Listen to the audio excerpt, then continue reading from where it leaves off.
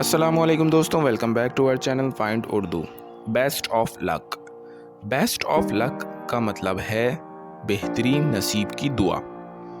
Best of luck एक common expression है जो किसी को गुड विशेस देने के लिए यूज़ होता है। ये अक्सर एग्ज़ाम्स, इंटरव्यूज़ या किसी मुश्किल सिचुएशन से पहले बोला जाता है। ये एक पॉजिटिव और सपोर्टिव फ्रेज़ है जो सामने वाले को इनकरेजमेंट देता है। जैसे तुम्हारा एग्ज़ाम है, best of luck. You have an exam, best of luck. तो दोस्तों, बेस्ट ऑफ लक का मतलब है बेहतरीन नसीब की दुआ और इनकरेजमेंट।